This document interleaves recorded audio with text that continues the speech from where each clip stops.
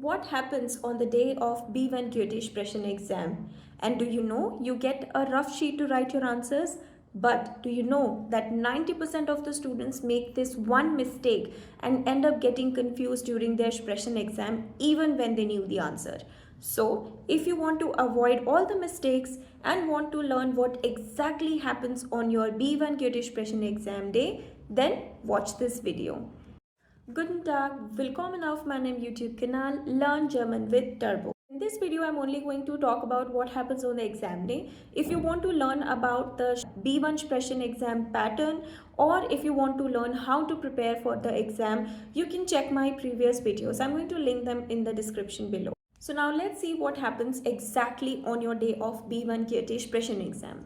First of all, you are supposed to reach your exam center 1 hour prior to your exam timing. And then once it's time, you will be allowed to enter your exam center where all your documents, your Buchung, Bestätigung and passport are going to be checked and verified.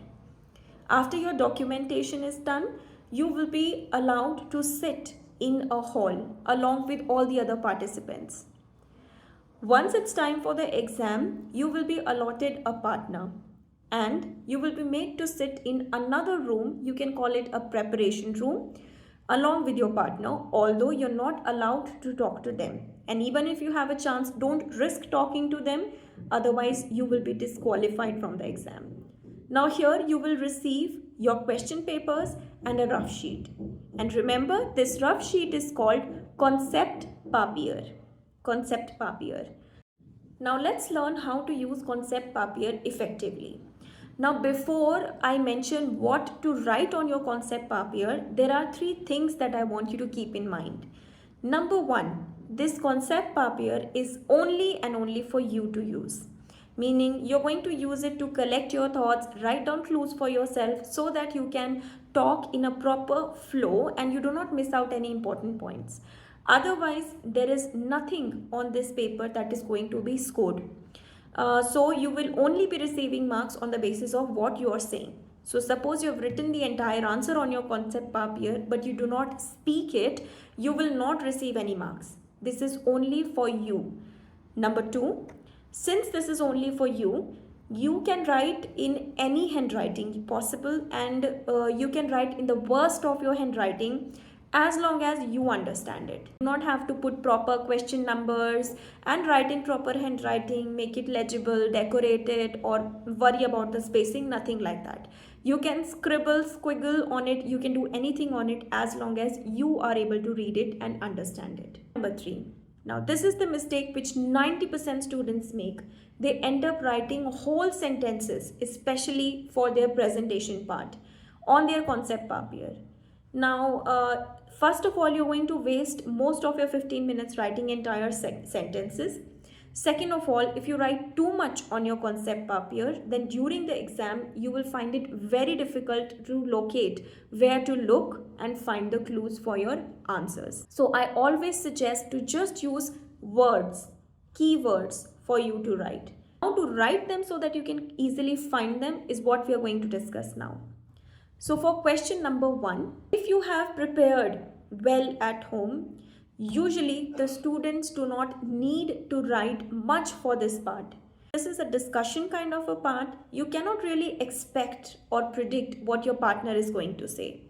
But yeah, during these 15 minutes, you read the question thoroughly and then you understand what is it asking and then you must have some ideas from your side. Now comes your Teil 2. Now this is where we have to use our Konzept Papier very effectively. Now I'm going to show you on the screen how I like to divide my Konzept Papier and write my clues. So if you look at your presentation, the first point is usually talking generally about the theme. So here you can mention 2 or 3 points that you're going to talk about the theme. Since the themes are very basic, so you basically talk about how important that is for you or how does it affect the surroundings or environment or lifestyle of people and so on. So these are some generic sentences and you can write 1 or 2 words for you like this. For Folly 2, most of the times we are giving a personal experience. Say something like, when I was a kid, it was not really very common for people to visit fitness studios. So I don't think you need to write anything for this. 3. In this, we are going to mention for and nach tile. Now this is here we are going to write. So I like to divide my folly 3 in two parts like this. I draw a line, and then on the left hand side, I just write the keywords for tile and keywords for nach tile on the other side. This makes it very easy for me during the exam. And then for next folly 2, where you are explaining the situation in your country, in your Heimatland, again you can write few keywords like these to give you the clues. And finally is your Abschluss und Dank, and in that you can write few keywords in which you're also including your personal opinion as a closing opinion, where most of the times we are just talking in the favor or against the topic, like how do you feel about it. So that brings us to tile number 3. In this, you're going to ask a question to your partner on the basis of what they have spoken. You listen to your partner's presentation very closely, okay, and then ask them a question based on that. Here are some things you need to keep in mind during your exam. First of all, remember all the tasks in your B1 Goethe Sprechen exam are timed, meaning there is some dedicated time allocated to each of the tiles 1, 2 and 3. So you need to practice at home to finish your task within that time frame. Now the invigilators are very particular about this timing.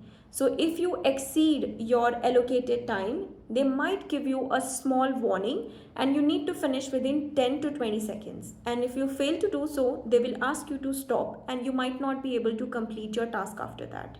Remember, you need to practice at home with a stopwatch and strictly keep yourself within the time limits. That's all about your B1 Goethe Sprechen exam. This is how everything happens during the exam day. I hope I was able to answer all your doubts, and if you still have more questions, feel free to ask them in the comments below. I'm going to answer them as soon as possible. And so let's see you in the next video. Viel Gluck!